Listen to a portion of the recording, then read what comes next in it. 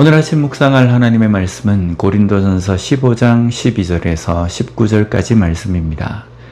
고린도 교회 성도의 일부는 죽은 자의 육체적 부활이 없다고 주장하는 사람들이 있었습니다. 이것은 헬라 사상의 영향을 받은 것이었습니다. 헬라 철학 중에 물질과 육은 악한 것이고 영혼은 신성한 것이라고 주장하는 학파가 있었습니다.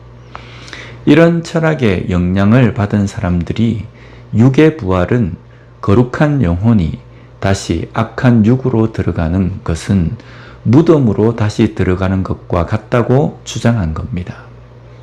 만약에 죽은 자의 육체적인 부활이 없다면 예수 그리스도의 부활도 거짓이 되는 겁니다. 영이 부활한 것이라고 한다면 예수님께서 부활하셔서 여러 제자들에게 직접 보이시고 못자국과 창자국을 만지게 하신 것을 어떻게 설명할 수 있겠습니까? 분명 예수님의 부활은 눈으로 볼 수 있고 손으로 만질 수 있는 육의 부활도 있었던 것입니다. 고린도 교회 내부의 일부 거짓 교사들과 성도들은 영지주의의 사상을 주장하면서 일종의 신비적인 육의 이탈 상태를 부활로 주장을 했습니다. 그래서 방언과 같은 신비적인 은사를 체험한 것이 완벽한 부활의 상태에 이른 것이라고 주장한 겁니다. 어제 우리가 묵상한 본문에 나온 내용처럼 이런 주장은 고린도 지역에 퍼져 있는 이방신을 섬기는 제사의식에서 영향을 받은 것이었습니다. 이방신을 섬기는 사람들은 신전 안에서 몽롱한 상태를 체험하면서 흥얼거리는 것을 신과의 합일로 여기는 의식처럼 여겼습니다. 고린도 교회 안에 있는 이런 문제는 단순한 문제가 아니었습니다. 기독교 신앙의 근간을 흔드는 문제였습니다. 오늘 본문 13절 말씀을 보면 만일 죽은 자의 부활이 없으면 그리스도도 다시 살아나지 못하셨으리라. 죽은 자의 부활이 없다고 한다면 예수님의 부활도 없는 겁니다. 또한 예수님께서 부활하지 않으셨다면 사도들이 전파한 복음도 거짓이 됩니다.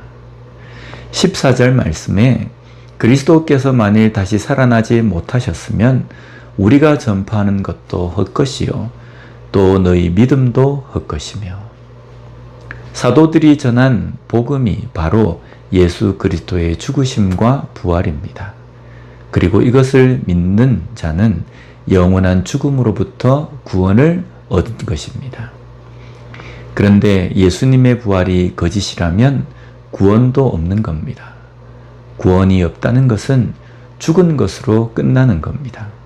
그리고 그 끝은 단순한 끝이 아닙니다. 영원한 죽음 가운데서 영원히 고통받는 형벌에 처해지는 것입니다. 그리고 지금 사도들이 전한 복음을 믿어 그리스도인이 된 교회 성도들도 잘못된 것이 되는 겁니다. 부활에 대한 잘못된 생각은 그리스도인들의 신앙의 뿌리까지 흔드는 심각한 문제가 되는 것입니다. 그러기에 이런 사상은 교회 내에서 분명히 경계해야 하는 사상입니다. 부활을 믿는다는 것은 단순하게 영생불멸을 믿는 것이 아닙니다. 죽음을 맛보지 않고 영원히 산다는 차원이 아닙니다.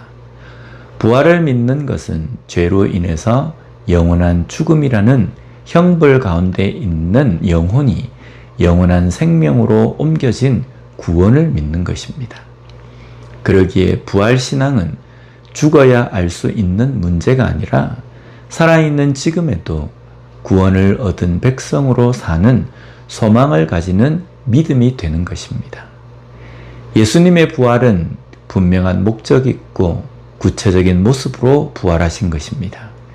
그리고 그 부활하심은 지금 우리의 삶에도 분명한 것을 이루셨고 분명한 소망을 가지고 살게 하십니다. 이런 부활의 신앙으로 살아가는 우리가 되었으면 좋겠습니다. 기도하겠습니다.